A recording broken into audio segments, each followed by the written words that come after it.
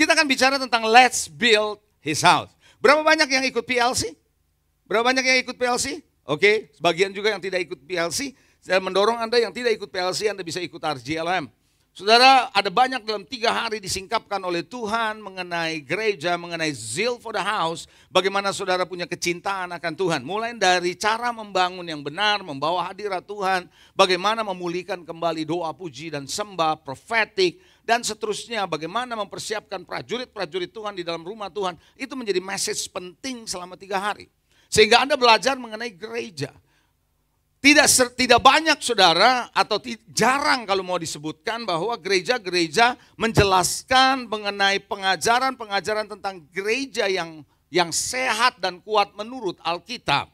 Kebanyakan mengambil pola yang ada dari luar sana. Mengambil pemikiran-pemikiran modern, bahkan ada gereja yang punya visinya menjadi gereja modern, saudara. Saudara tidak menjadi gereja modern, harusnya Anda menjadi gereja yang sesuai dengan, selaras dengan rencana Tuhan dalam hidup saudara. Betul ya saudara? Nah itulah sebabnya hati-hati, saya mau dorong saudara hari ini dalam 1 jam ini untuk menjelaskan kepada saudara sebagai kelanjutan dari PLC kaitannya dengan zeal for the house. Karena bulan Januari, bulan Februari gereja kita masih punya tema sama yaitu zeal for the house. Nah itulah sebabnya Bapak Ibu Saudara, kita datang ke gereja bukan cuma sekedar beribadah. Bukan cuma sekedar menemukan komunitas Kristen di mana kita punya kegiatan-kegiatan yang namanya labelnya Kristen. No, kita bukan cuma seperti itu. Kalau kita hanya membangun suatu komunitas, punya kegiatan labelnya Kristen, ya sama aja dengan orang punya komunitas hobi motor gede. Ada orang punya komunitas hobi koi. Nggak ada bedanya, saudara. Cuma bedanya yang satu Kristen, satu koi. Satu Kristen, satu moge. Kan gitu ya, saudara. Saudara bukan seperti itu. Hadir dalam gereja penting nggak? Penting. Mengikuti ibadah dalam gereja penting nggak? Penting. Tapi lebih penting lagi, Anda bukan cuma hadir, Anda bukan cuma mengikuti ibadah. Karena ada orang yang hadir dalam gereja tidak ikutin ibadah loh. Pikirannya kemana-mana. Halo? Dia datang nggak, dia hadir tapi dia nggak ngikutin ibadah. Tapi ada orang yang mengikuti ibadah tapi tidak juga menjadi pembangun. Dia ikutin ibadah dari awal sampai habis, tapi dia bukan seorang pembangun.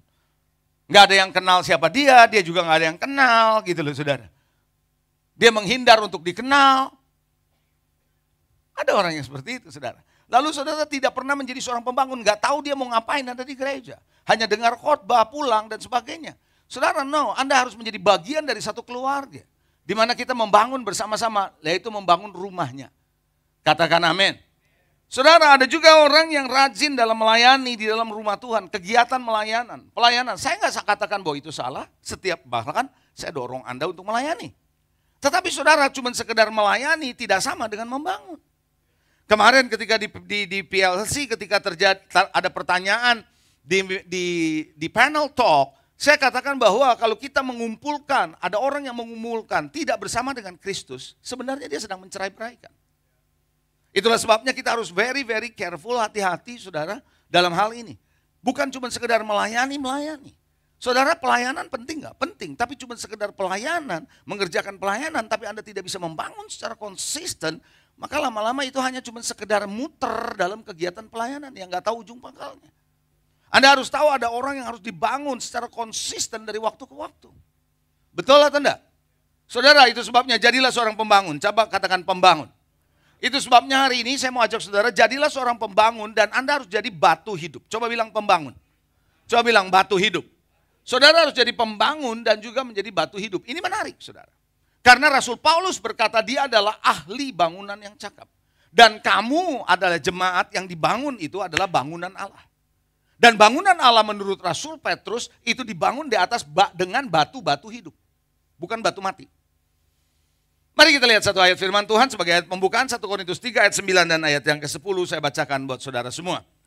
Karena kami adalah kawan sekerja Allah. Saudara harus menjadi kawan sekerja Allah. Kamu adalah ladang Allah, bangunan Allah. Coba bilang, saya adalah bangunan Allah. Saudara dan saya adalah bangunan Allah. Ya, lalu sesuai dengan kasih karunia Allah yang dianugerahkan kepadaku, aku sebagai ahli bangunan yang cakap. Jadi Rasul Paulus bukan cuma sekedar rasul yang mengajar, bukan cuma sekedar rasul yang berkhotbah, bukan cuma sekedar rasul yang mendownload pewahyuan, tapi seorang rasul yang membangun. Artinya dia secara konsisten membangun orang-orang agar supaya mereka mempunyai pola Tuhan dalam hidup mereka. Jadi kekristenan bukan cuma sekedar hadir dan mengikuti ibadah, tetapi saudara harus jadi seorang pembangun. Dan harus dibangun di dalam gereja. Boleh katakan amin. 1 Petrus 2, lanjut saudara. Telah meletakkan, seorang ahli bangunan yang cakap telah meletakkan dasar dan orang lain membangun terus di atasnya. Tetapi tiap-tiap orang harus memperhatikan bagaimana ia harus membangun di atasnya. Saudara, ada pelayanan-pelayanan yang menurut saya pelayanan-pelayanan tertentu yang menurut saya hanya menyenangkan diri yang melayani. Landasan pelayanannya adalah keterampilan. Landasan pelayanannya adalah karunia. Landasan pelayanannya adalah jawatan. Saya katakan saudara, yang namanya jawatan, yang namanya karunia bukan landasan Anda dalam melayani. Pelayanan saudara, gereja Tuhan dibangun di atas dasar apa? Yang namanya batu penjuru itu adalah Yesus Kristus. Boleh katakan amin saudara. Oleh karena itu Bapak Ibu Saudara, ketika kita melayani tidak di atas dasar itu, maka pelayanan kita bisa suatu ketika menjadi sia-sia. Hanya buang-buang waktu, buang-buang dana, buang-buang pikiran saudara. Itu sebabnya landasan saudara harus Kristus. Katakan amin. Mari kita lihat 1 Petrus 3 atau Petrus 2 ayat yang kelima. Hari ini saya coba menjelaskan sesuatu bagaimana Anda harus nangkep yang mungkin tidak ada kaitannya dengan menjawab persoalan hidup saudara. Tapi bagaimana saudara menjadi bagian dari sebuah gereja, sebuah rumah rohani, sebuah keluarga dan membangunnya bersama-sama. Let's build his house. Mari kita sama-sama membangun rumah Tuhan. 1 Petrus 2 ayat kelima. Biarlah kamu juga dipergunakan. Saudara dan saya dipergunakan. Untuk apa? Sebagai batu hidup untuk pembangunan suatu rumah rohani. Batu hidup, coba bilang batu hidup. Kalau batu hidup berarti dia punya kehidupan. Dia bisa bertumbuh, dia bisa bergerak, dia bisa bertumbuh, jadi besar. Saudara, kita tidak jadi batu yang mati, tapi batu yang hidup. Yang punya kehidupan dari Tuhan. Lalu kita lanjutkan untuk pembangunan rumah rohani. Coba bilang rumah rohani. Yang Tuhan lagi mau bangun adalah rumah rohani di dalam sebuah wadah bangunan yang ada, tapi yang dibangun di dalamnya adalah rumah rohani. Coba katakan rumah rohani. Bagi suatu imamat kudus yang mempersembahkan persembahan rohani yang karena Yesus Kristus berkenan kepada Allah. Rumah rohani di mana di dalamnya orang-orang mempersembahkan persembahan apa? Rohani. Ada ayatnya tak? Ya, mempersembahkan persembahan rohani. Jadi membangun rumah rohani, coba bilang rumah rohani, persembahan rohani. Sekali lagi, rumah rohani, persembahan rohani. Jadi Anda datang ke gereja, Anda sedang membangun rumah rohani karena itu gereja milik Tuhan. Institusi rohani. Bukan dibangun di atas dasar dunia ini. Tapi dibangun di atas dasar kerohanian, spiritual. Sampai di sini paham saudara? Dan Anda yang hadir dalam membangun rumah rohani ini, Anda mempersembahkan persembahan rohani. Jadi kita datang ke gereja, kegiatan kita adalah rohani. Coba bilang rohani. Paham sampai di sini? Nah, saya lanjutkan saudara, persembahan rohani yang karena Kristus Yesus berkenan kepada Allah. Kata rohani saya temukan dalam bahasa aslinya atau Yunaninya adalah pneumatikos. Kata pneumatikos berarti roh manusia. Bisa juga berarti yang berkaitan dengan spirit. Hal-hal yang berkaitan dengan spiritual. Makanya Paulus berkata peperangan kita bukan melawan darah dan daging. Tapi melawan roh-roh jahat di. Jadi saya nggak ngerti saudara. Kalau gereja menolak membangun perkara-perkara spiritual di dalamnya. Karena takut orang nanti nggak nyaman di gereja. Supaya lebih nyaman maka dibangunlah dengan hal-hal yang relevan dengan manusia. No, Anda harus membangun relevan dengan Tuhan. Ingat di PLC saya ngomong begitu. Dan itulah sebabnya you have to build in the spirit. Karena gereja institusi rohani. Dan itu bukan milik manusia. Bisa katakan amin? Jadi roh manusia berkaitan dengan spirit, bahkan Roh Kudus ada di dalamnya dan termasuk orang-orang yang di dalamnya adalah orang yang dipenuhi oleh Roh Kudus dan dipimpin oleh Roh Kudus. Itulah pneumatikos. Jadi pada siang hari ini saya mau mengajak saudara Belajarlah ketika Anda hadir di sini, Anda mengharapkan perkara-perkara spiritual yang di-download dari sorga melalui hamba Tuhan kepada saudara.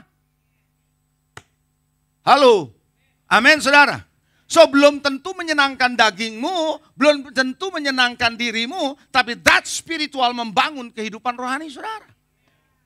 Ini penting loh saudara. Karena ketika kita meninggal, ketika kita mati, tubuh kita masuk ke dalam tanah, tapi spirit kita sama Tuhan. Spirit itulah yang akan kekal selama-lamanya. Itu sebabnya ada firman Tuhan Yesus berkata, manusia hidup bukan oleh roti saja yang perlu untuk jasmani, tapi setiap perkataan yang keluar dari mulut Allah. Dan Yohanes mencatat, perkataan-perkataan Tuhan adalah roh dan hidup.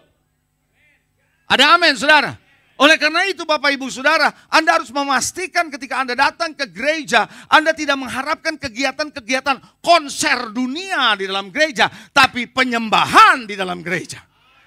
Katakan amin. Bukan puji-pujian atau lagu-lagu yang membuat saudara hype di dalam dunia, tapi membawa saudara puji-pujian mendekat kepada Tuhan. Glorify God, memuliakan Tuhan. Yang setuju katakan amin.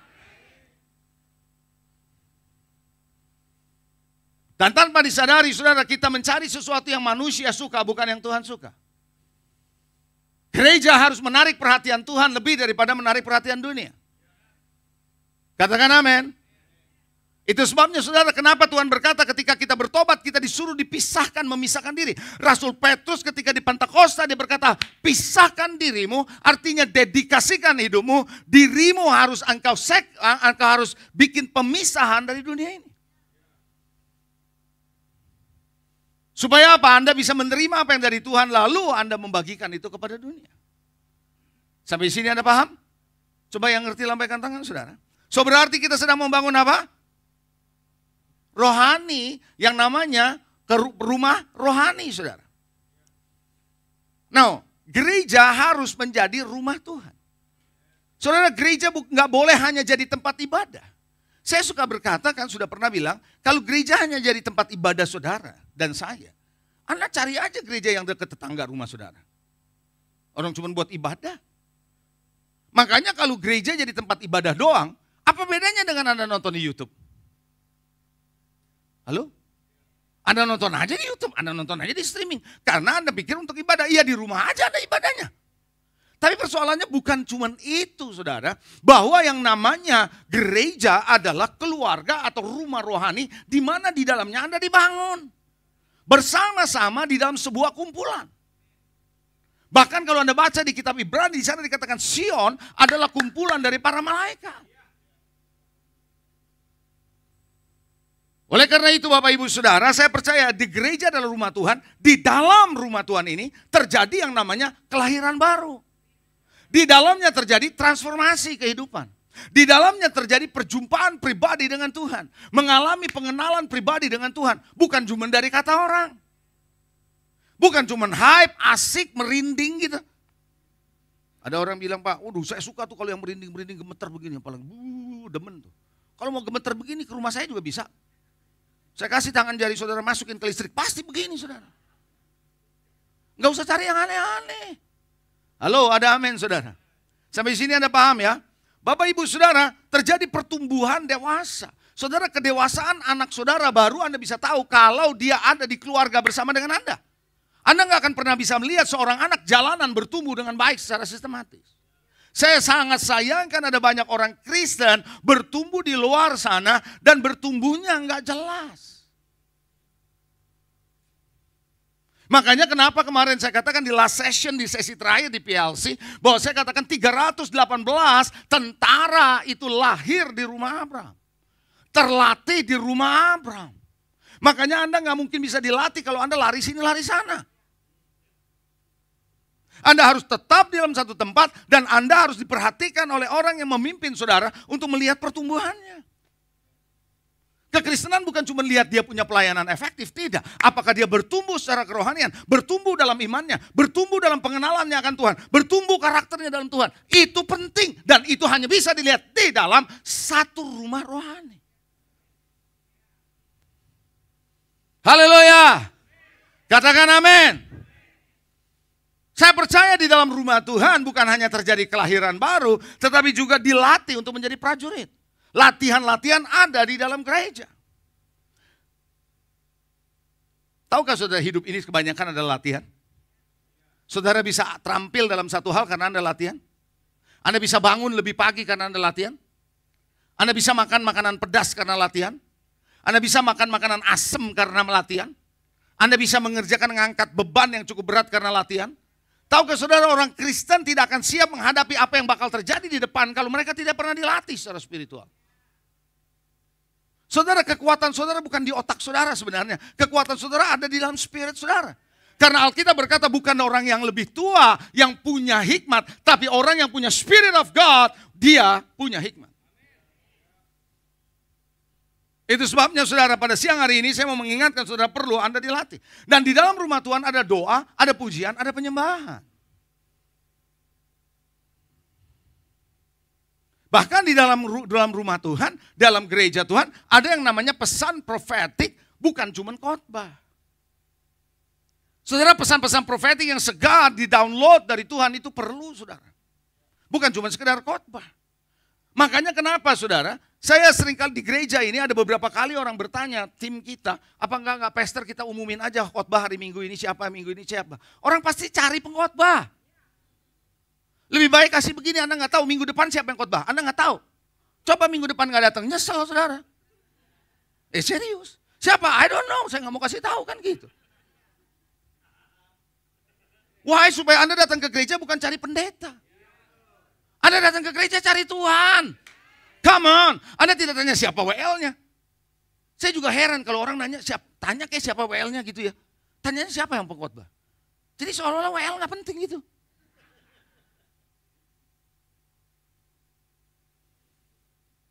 Saya mau mengajak ini supaya saudara ngerti kalau mau bergereja tuh sebenarnya yang benar tuh kayak gimana sih. Saudara jangan berpikir kalau gereja besar adalah gereja yang baik, belum tentu. Kemarin saya berkata tidak sakit belum tentu sehat. Ngerti gak bahasa Indonesia? Tidak sakit belum tentu sehat. Nangkep saudara? Ada orang kelihatannya gak sakit tapi belum tentu sehat itu. Haleluya. Makanya kalau Anda datang ke gereja jangan cuek. Jangan gak peduli.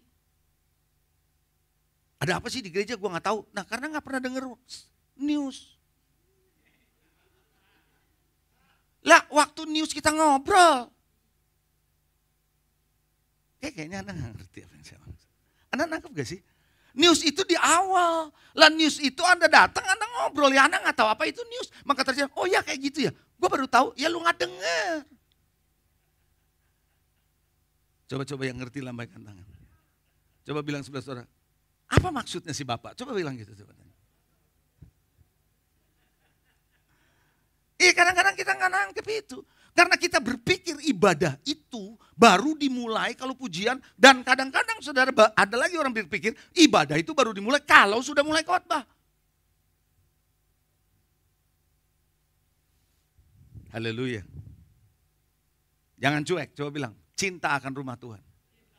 Anda cinta akan rumah Tuhan? Anda punya gairah akan rumah Tuhan? Rumah rohani yang harus dibangun di dalam gereja Tuhan. Ayo kita baca satu ayat. Ayat ini agak panjang tapi saya rasa ada baiknya kita baca. Hagai 1 ayat 1 sampai 11. Hagai 1 ayat 1 sampai dengan ayat yang ke-11. Pada tahun yang kedua zaman Raja Darius, dalam bulan yang ke-6 pada hari pertama bulan itu, datanglah firman Tuhan dengan perantaraan Nabi Hagai kepada Zerubabel bin Saltiel bupati. Coba perhatikan, ada nabi, ada bupati. Dan kepada Yosua bin Yozadak imam besar, bunyinya. Tuhan berbicara kepada nabi, kepada imam besar, ke mereka yang memimpin dan juga bupati yang ada di pemerintahan. Begitulah firman Tuhan semesta alam, bangsa ini berkata, sekarang belum tiba waktunya untuk membangun kembali rumah Tuhan. Oh belum, rumah Tuhan belum, biarin aja lah gitu. Ada orang-orang yang kayak begitu di bangsa Israel pada waktu itu. Maka Tuhan pakai Nabi Hagai untuk menegur mereka. Maka datanglah firman Tuhan dengan perantaraan Nabi Hagai, bunyinya begini. Apakah sudah tiba waktunya bagi kamu untuk mendiami rumahmu yang dipapani dengan baik? Sedangkan rumah ini tetap dalam reruntuhan. Jadi Nabi Hagai mengingatkan bangsa Israel waktu itu, kok kamu bisa ya?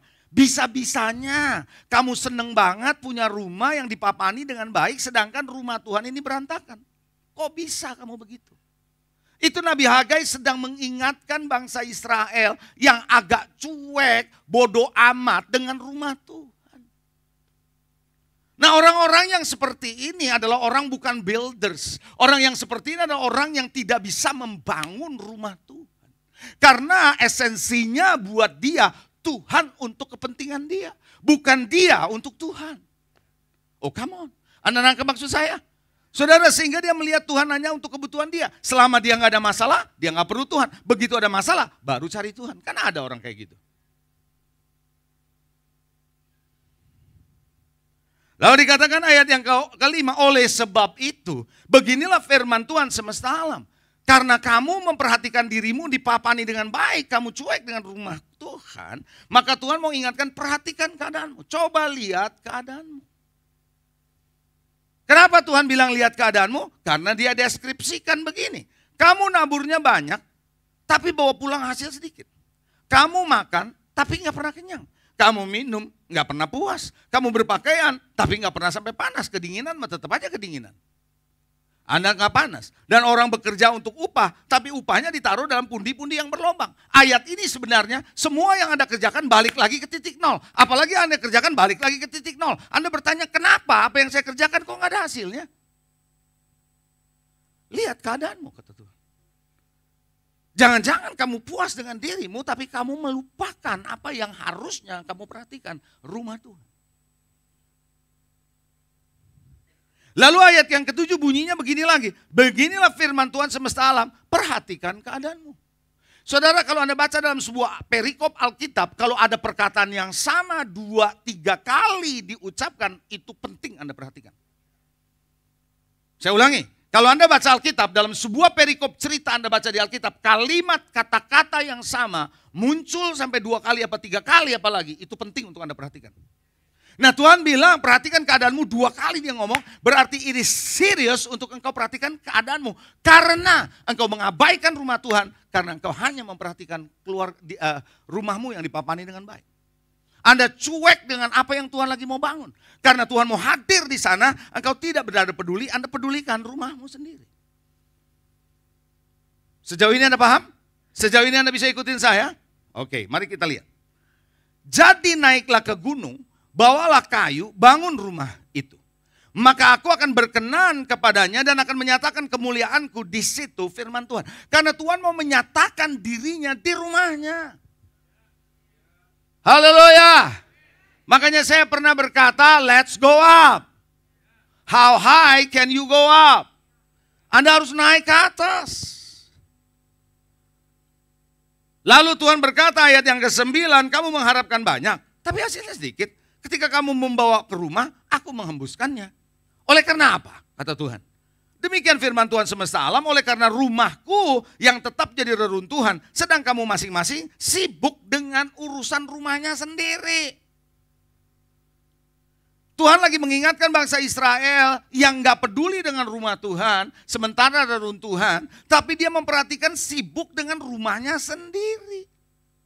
Ini dia lakukan, itu dia lakukan untuk rumahnya, tapi untuk rumah Tuhan dia cuek. Nah, Tuhan ingatkan lewat Nabi Hagai.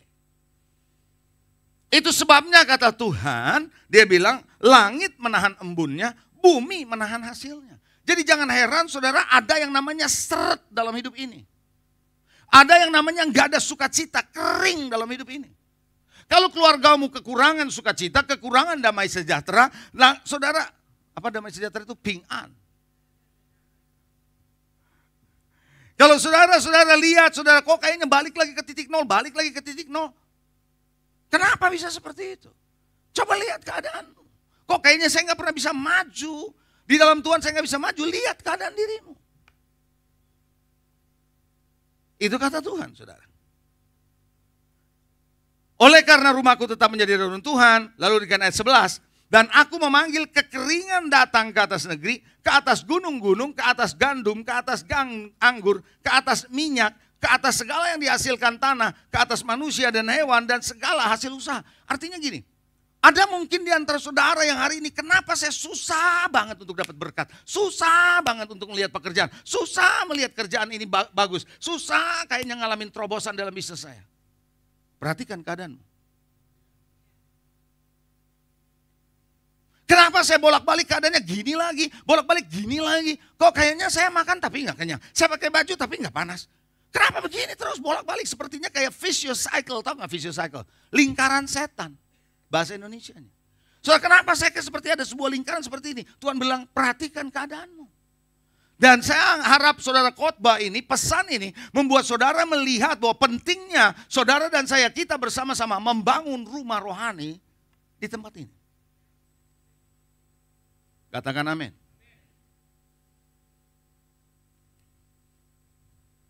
Karenanya orang tidak bisa peduli dengan rumah Tuhan karena nggak ada kecintaan akan rumah Tuhan. Hanya mereka yang punya kecintaan akan rumah Tuhanlah yang akan memperhatikan rumah Tuhan. Betul atau enggak? Apakah Anda punya zeal for the house? Apakah Anda punya kecintaan akan rumah Tuhan? Itulah sebabnya Bapak Ibu Saudara, Anda perlu belajar saudara untuk punya kecintaan akan rumah Tuhan. Kegairahan akan rumah Tuhan. Kesukaan akan rumah Tuhan. Di mana rumah Tuhan Anda bisa nikmati. Saya cerita sedikit saudara. Ini era 79-80. Long time ago in Bethlehem. Ketika revival broke out di tahun 79. 80 ketika di kalangan mahasiswa. Bersama dengan saya bersama dengan yang lain pada waktu itu.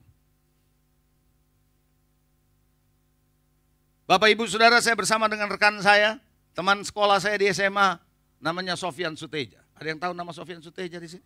Abah Love.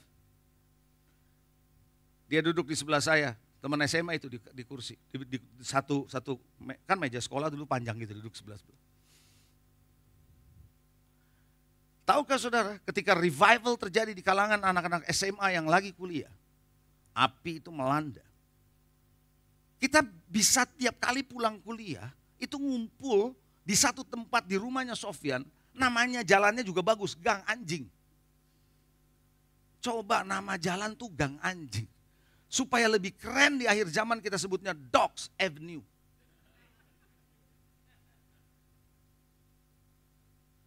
Saudara, tempatnya nggak bagus, biasa-biasa.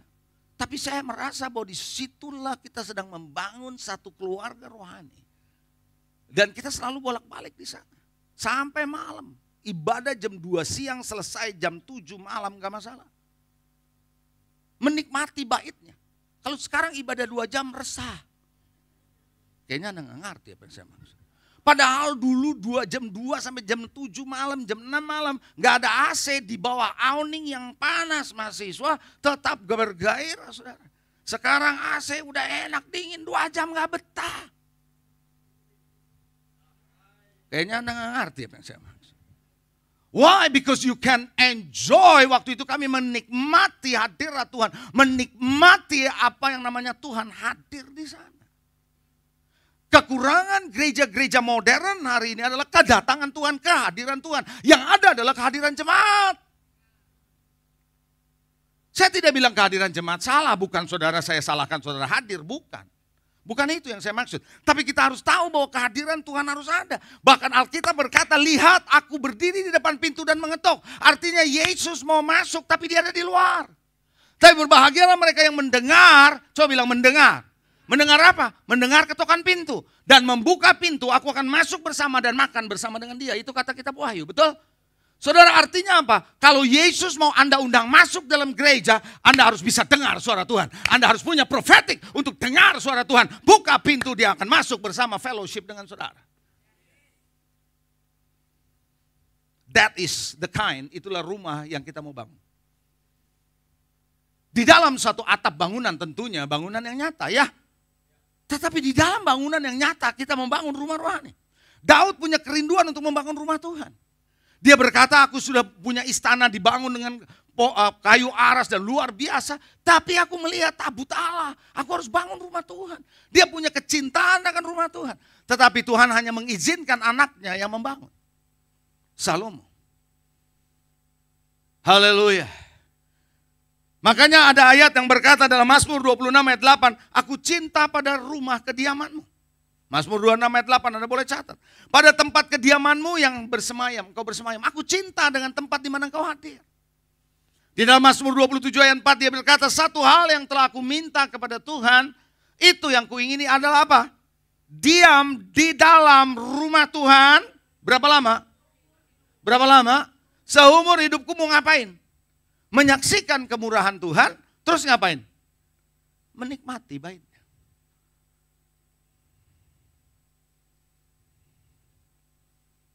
Saya pernah bercanda nih di antara para pendeta. Dulu waktu saya ngadakan modul-modul SMART. Kalau pendeta khotbah udah kelamaan, jemaat suka kasih tanda sama pendetanya. Dia lihat pendeta, dia lihat jam. Dia lihat lagi pendeta, dia lihat jam. Beberapa mata kalau udah begitu pendeta sudah tahu tanda-tanda untuk mengakhiri. Dulu belum ada tanda-tanda kayak sekarang. Itu masih sopan sambil lihat. Ada yang lebih nggak sopan. Mau tahu lebih nggak sopan? Itu nggak sopan. Sementara dia dengerin pendeta khotbah terus tangannya diangkat begini. Supaya pendeta lihat jam berapa nih bro gitu. Bagaimana kita bisa menikmati bait Tuhan? Seumur hidup lagi. 2 jam saja goyang. Saudara tahu dulu mama saya bilang saya, kalau saya duduk bentar-bentar berdiri gak tahan lama. Dia bilang, kayak cacing kena abu loh, katanya gitu. Pernah dengar gak orang tua ngomong begitu? Coba siapa yang pernah orang tua dengar orang tua gitu? Oh berarti Anda satu irama sama saya ya. Orang tua mama saya bilang, oh, berdiri, duduk aja gak bisa tenang. Kayak cacing kena abu katanya. Ada orang Kristen begitu 1,5 jam ibadah, nggak tahan dia. Bagaimana mau menikmati bait Tuhan seumur hidup lagi?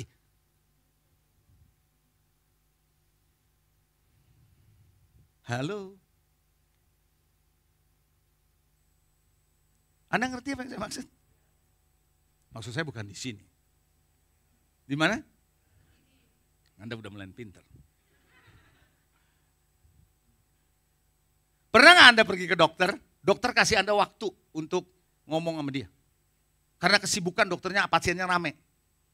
Cepet-cepet aja kan, dia batasin waktu saudara ngobrol. Betul nggak? Kalau kayak begitu siapa yang perlu? Saudara yang perlu dia atau dia yang perlu saudara?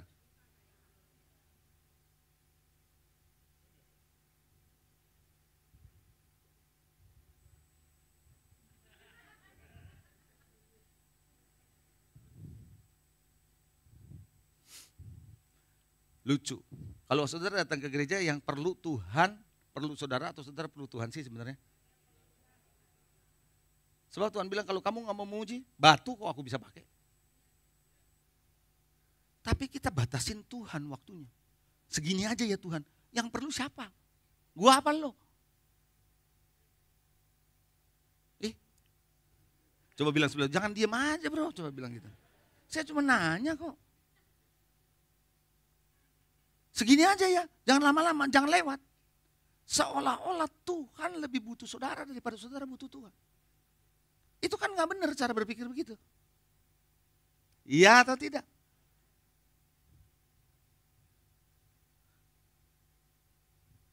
Tapi kalau kita lagi butuh sesuatu, kita mau minta Tuhan kapan aja, di mana saja, cepet tolong saya gitu ya. Itu gak fair begitu. Oh haleluya. Saya percaya orang yang cinta Tuhan, orang yang haus akan Tuhan, pasti cinta akan rumahnya. Kalau orang yang cinta rumah Tuhan, cinta Tuhan, dan haus akan Tuhan, pasti dia ingin jumpa Tuhan di rumahnya. Di rumah Tuhan, nyanya itu huruf besarannya. Anda kepengen ketemu Tuhan di sana. Makanya Daud kepengen rindu seperti rusa yang haus untuk rindu akan Tuhan. Betul? Makanya saudara Tuhan marah besar ketika rumahnya dijadikan sarang penyamun. Harusnya rumah Tuhan itu harus jadi rumah doa segala bangsa. Tapi berubah fungsinya karena disandera oleh orang-orang yang hanya untuk mementingkan dirinya sendiri. Tahukah saudara kalau Anda lihat gereja-gereja sekarang, Saya rasa waktunya bolehlah saya lanjutkan karena baru PLC, saudara. Ya, Anda masih dapat ini selera tinggi nih, saudara. Hari-hari ini kalau Anda melihat di gereja-gereja yang mau sebut Pentakosta karismatik, kelihatannya sama semua toh. Pujiannya juga sama, formatnya sama, tata ibadahnya sama, lampu lightingnya sama, pakai asap juga, betul nggak?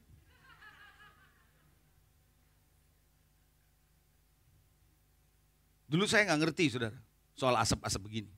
Saya pikir, saya bilang, masih saya ngomong begini, jangan mengganti hadirat Tuhan dengan asap, saya bilang gitu. Tapi sekarang saya baru ngerti kenapa. Karena di video lampunya baru kelihatan kalau ada asapnya. Jadi itu masalah teknis rupanya. Bukan asap menggantikan hadirat Tuhan, bukan itu, saudara. Semua kelihatan sama, format sama, ibadah sama, rundown-nya mirip-mirip. Betul nggak, saudara? Kalau Anda lihat gereja-gereja modern yang karismatik kan begitu, saudara. Puji-pujiannya sama, ramenya sama. Bahkan ada yang booster, saudara. Saudara tahu booster nggak? Gereja modern itu sekarang ada di sini namanya booster. Booster itu yang ada di situ dia nari-nari gitu loh. Itu booster. Nggak kalah vitamin C di booster. Semua mirip sama, semua kelihatannya sama, modelnya sama. Kalau dalam restoran namanya apa tuh? Yang sama-sama begitu. Franchise. Kamu ngerti franchise dah? Waralaba. Coba lihat McDonald's di mana-mana sama enggak? Coba lihat Starbucks di mana-mana sama enggak? Model-modelnya sama. Kenapa? Itu franchise. Dan saya melihat saudara gereja kalau hari-hari ini karismatik ajak-ajak masuk ke dalam bisnis franchise.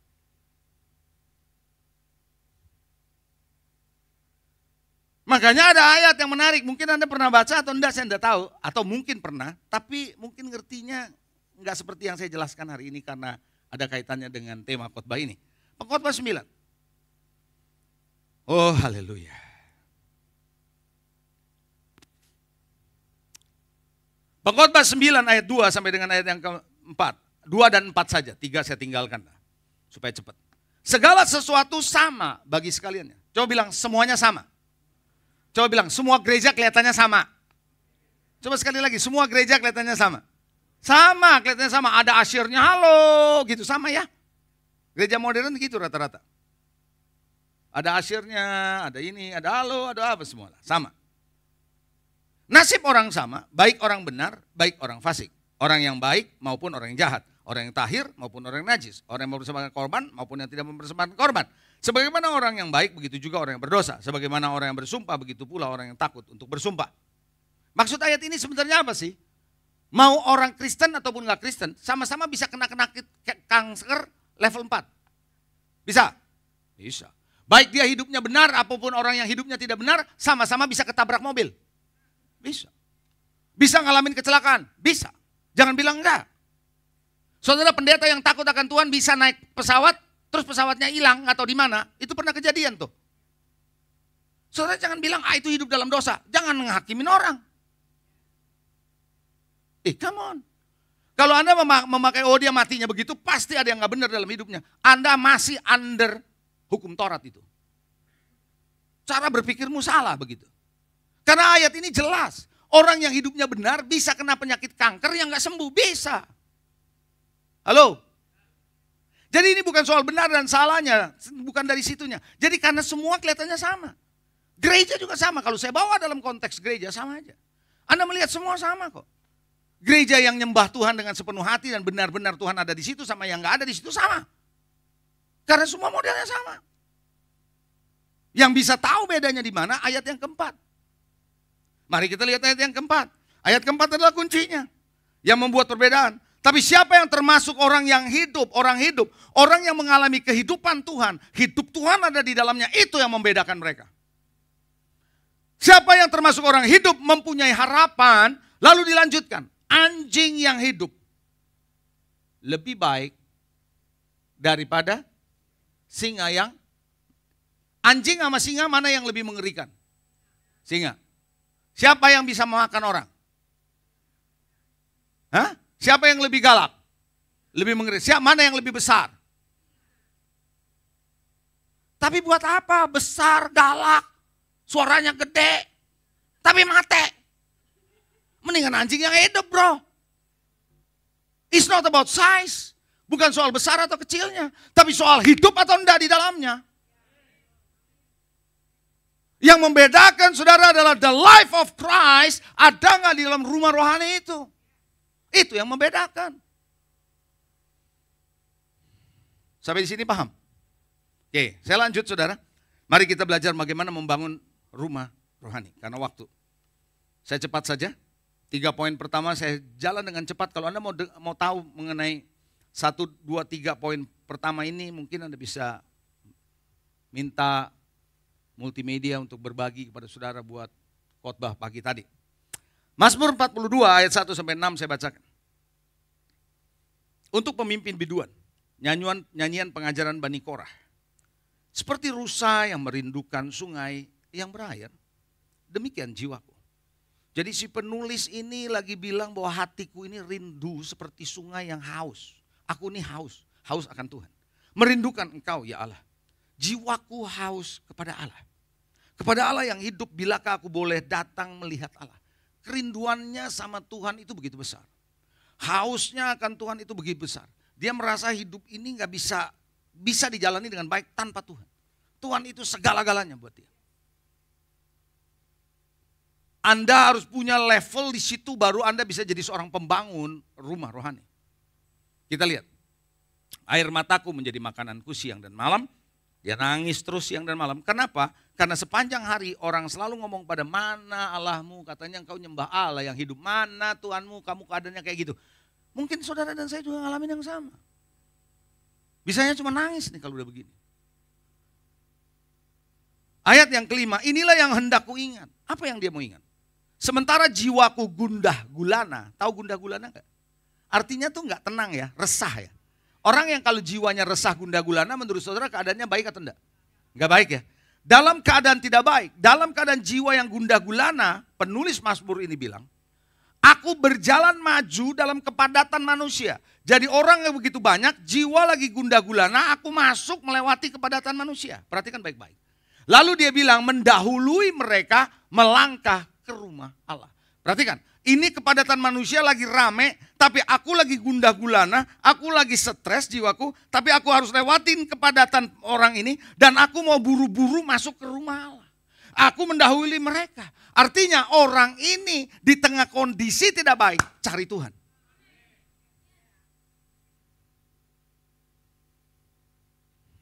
Dengan suara sorak-sorai dan nyanyian syukur. Dalam keramaian orang-orang yang mengadakan perayaan.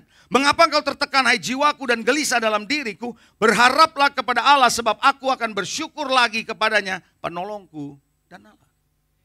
Dari ayat-ayat yang ini saya baca ada 3 poin secara cepat saya bagikan kepada saudara karena saya mau masuk kepada poin yang keempat dan yang kelima. Yang pertama, kalau Anda membaca ayat-ayat tadi, maka yang pertama saya melihat Anda harus punya kerinduan. Kita sebagai umat Tuhan yang hadir di dalam gereja harus punya rasa haus dan rindu akan Tuhan. Sekalipun orang mempertanyakan Tuhan kita. Mana Tuhanmu?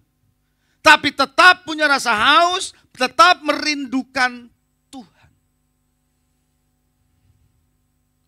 Tidak mungkin saudara dan saya bisa membangun rumah rohani kalau Anda sendiri sebenarnya datang ke gereja aja males-malesan.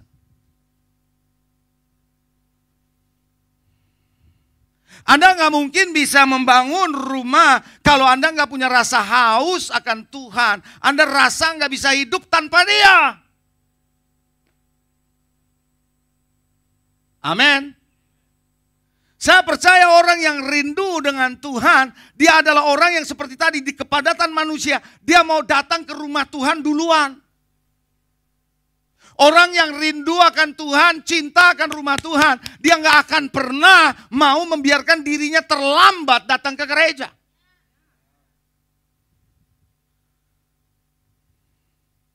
Betul atau enggak?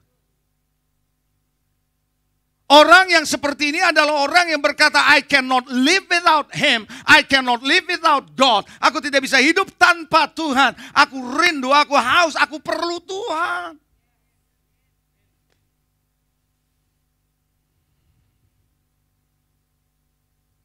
Itu sebabnya saudara, orang yang rindu akan Tuhan, dia tahu kapan seharusnya dia tidur di hari Sabtu malam. Supaya di hari Minggu dia datang dengan tubuh jiwa yang segar. Ada orang saudara yang datang ke gereja hanya tidur 2 jam. 3 jam. Tidurnya dan bangunnya terpaksa. Bukan karena memang gak bisa tidur. Ada orang yang memang punya gak bisa tidur. Itu perlu ada terapi. Tapi ada orang yang sebenarnya bisa tidur lebih awal. Tapi sengaja tidurnya pagi. Ada kegiatan yang lain. Dan bangun dalam ke gereja tidak punya kekuatan untuk datang ibadah. Tapi memaksakan diri ibadah. Mata 5 watt. Lalu kalau kelamaan, kok lama kali katanya gereja. Come on. Orang yang rindu akan Tuhan, dia tahu bagaimana mengatur waktunya agar dia waktu datang ke rumah Tuhan. He give the best untuk Tuhan. Yang setuju katakan amin. Dan orang yang haus dan lapar akan Tuhan adalah orang yang bukan karena stimulus dari luar membuat dia datang. Tapi sesuatu yang dari dalam ini yang mendorong dia untuk cari Tuhan. Dan yang kedua saudara, apa yang terjadi yang kedua? Anda mengutamakan Tuhan di tengah kondisi apapun.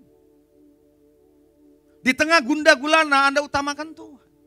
Orang yang bisa membangun rumah rohani, let's build the house, adalah orang-orang para pembangun yang mengutamakan Tuhan dalam hidupnya. Ada orang datang ke gereja mencari penyelesaian masalah.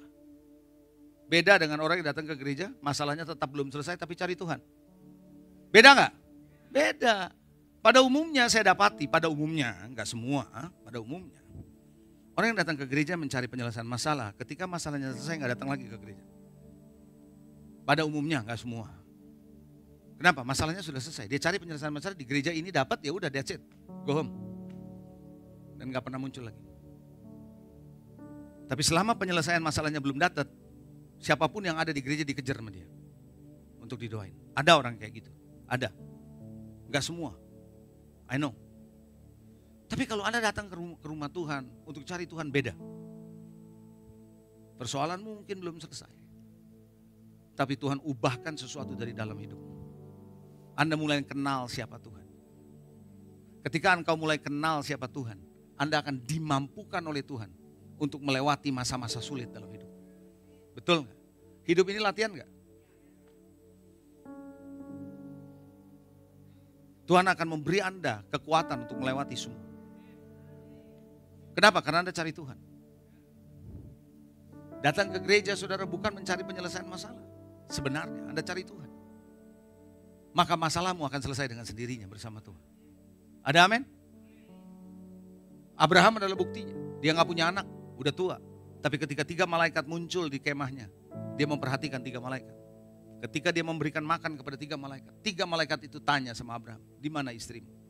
Dia tidak minta malaikat itu untuk doain istrinya. Tidak, dia tidak bilang kasih tahu sama 3 malaikat bahwa istriku gak punya anak, aku belum punya anak. Dia gak ngomong. Tuhan perhatikan. Tahukah saudara yang dikasihi Tuhan? Salomo tidak minta kekayaan, tidak minta popularitas. Tapi yang dia minta adalah hikmat untuk memerintah bangsa Israel. Tuhan bilang karena kamu tidak minta kekayaan, kamu tidak meminta ketenaran, aku berikan itu kepadamu. Semua jawaban ada di dalam dia. So if you find him, Anda ketemu Tuhan, Anda ngalamin Tuhan, otomatis Anda menemukan jawaban. Yang setuju katakan amin. Utamakan Tuhan saudara, coba bilang utamakan Tuhan. Kekuatan satu ibadah adalah ketika orang-orangnya cari Tuhan, rindu akan Tuhan, dan betul-betul utamakan Tuhan. Maka kekuatan itu akan menarik sorga, menarik perhatian sorga untuk dia mengintervensi hidup saudara. Itu yang membuat gereja jadi strong. Karena orang-orangnya rindu haus akan Tuhan. Katakan amin.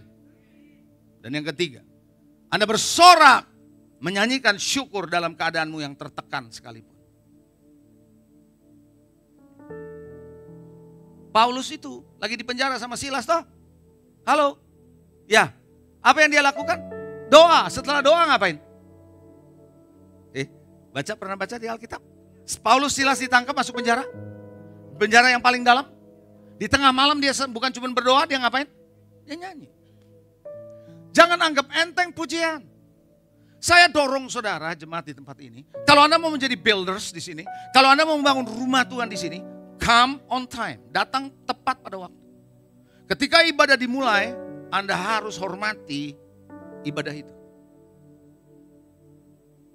Jangan sampai kata Pastor Stephen Francis, Anda lebih tahan 2 jam di bioskop daripada 2 jam di gereja.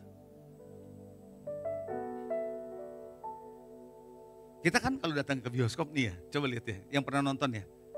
Ada yang suka nonton? Oke, saya asumsi pada suka nonton. Datang ke bioskop, gak pernah telat ya. Gak ada yang sengaja telat ke bioskop.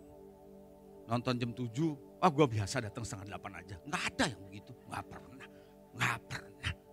Pernah ketemu orang gitu? Lu nonton jam berapa? Jam 7, ntar juga setengah 8 gak apa-apa. Ada yang gitu? Gak ada, setengah 7 udah datang bro. Cari parkir. Takut gak dapet. Kalau ke gereja kan lain, gak dapet parkir ya gue pulang. Kan gitu. Beda, kalau ke gereja lain saudara. Kenapa gak datang pak? Gak ada parkir gitu jawabnya. Simple. Kalau ke bioskop mah gak bisa setengah 7 gue mesti datang. Takut gak dapet parkir. Beda emang kalau ke bioskop sama ke gereja. Beda. Tuh kalau di bioskop tuh ya, begitu ting waktunya udah mulai aja. Semua diem tuh. Kita mau buka WA aja nih, nyala.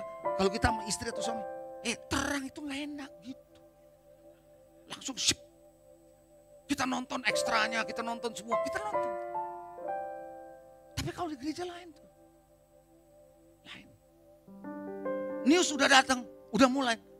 Udah mulai, mestinya diem enggak. Rame dia tetap. Tetap rame. Beda itu. Dia lupa. Kalau di bioskop bisa tenang, di gereja gak bisa tenang. Ada yang begitu. Dan kita dengerin, kita ikutin, luar biasa.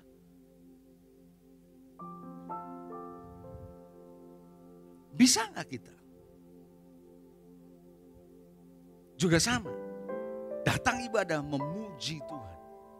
Saudara tahu gak kalau Anda memuji Tuhan, Tuhan ikut berperang.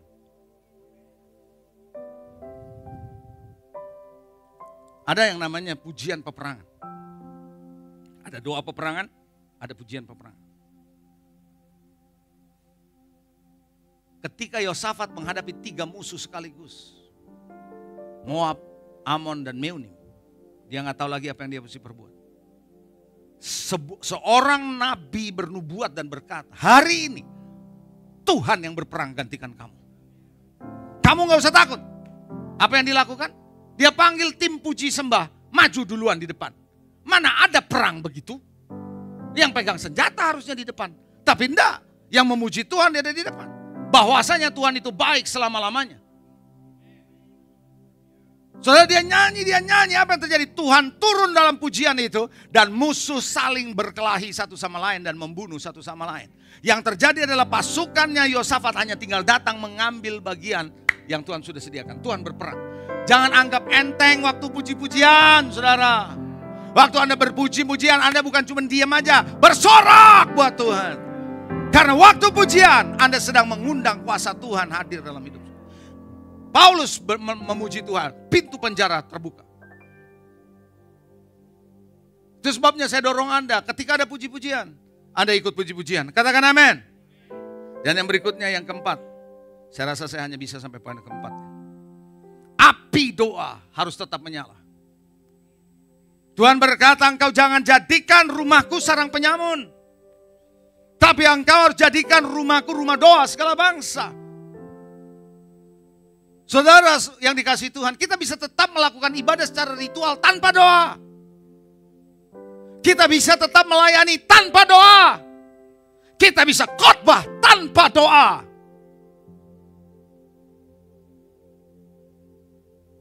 Jangan jadi pelayan Tuhan, hamba Tuhan, volunteer, khotbah apalagi. Pemimpin pujian, memain musik tanpa doa. No. Api doa harus menyala.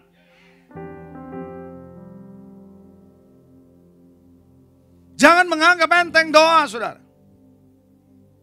Karena doalah yang membuat hati saudara tertarik sama Tuhan. Doalah yang membuat saudara bisa mendownload apa yang Tuhan sediakan buat saudara. Doalah yang membuat pintu-pintu yang tertutup akan terbuka buat hidup saudara.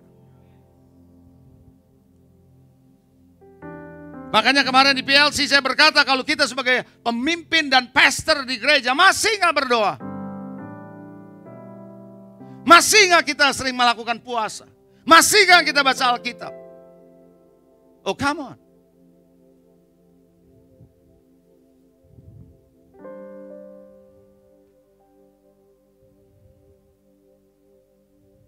Tadi pagi ketua PLC ngomong sama saya. Tahu ketua PLC? Pastor, saya baru ngerti apa artinya kekuatan doa.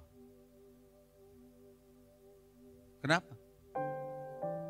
Saya nganterin Pastor Stephen, Pastor Michael, sama istrinya. Itu di mobil saya nggak pernah berhenti doa bahasa roh.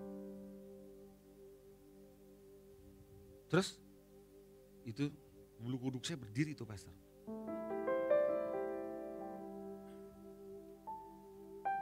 Jadi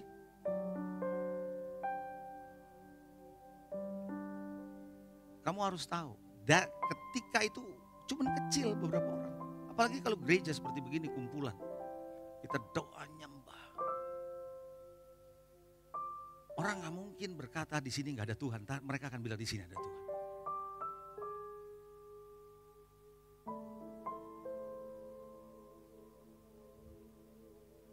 Saudara, kita jangan melayani asal-asal.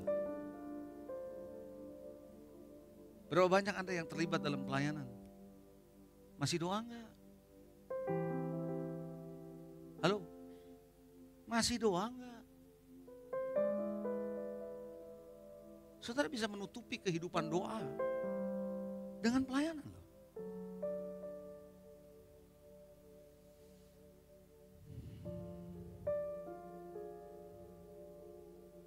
Yesus harus jadi pusat. Izinkan api doa ada pada saudara. Percaya enggak orang yang punya api doa?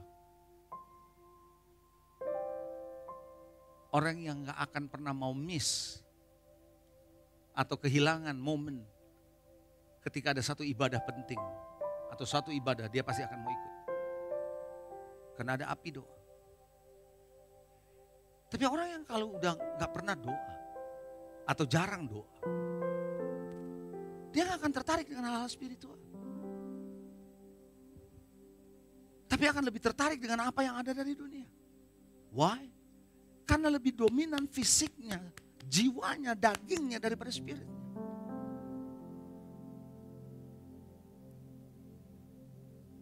Kalau anak ngerti yang namanya pneumatikos, yang tadi saya katakan, it's about spirit.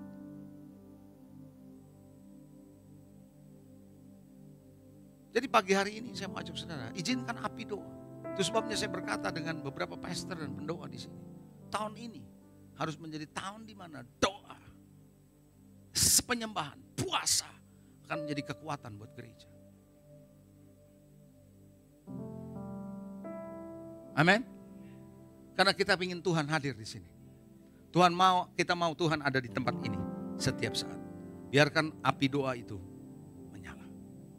Amin. Puji Tuhan. Saya masih ada 2 poin lagi tapi saya tunggu nanti aja. Karena waktu. Tapi saya mau ajak saudara hari ini belajar yuk. Bersama dengan Tuhan. Bangun rumah Tuhan. Let's build His house. Melalui kehidupan saudara bersama-sama. Anda gak bisa hanya melibatkan pastor saja. No. Anda tidak bisa hanya melibatkan pemimpin saja. Tidak. Tapi kita semua yang hadir di sini bertanggung jawab untuk membangun rumah rohani. Karena saudara dibangun dari batu hidup. Kamu adalah bangunan Allah itu. Katakan amin. Mari saya undang Anda bangkit berdiri. Mungkin tim praise and worship boleh maju ke depan.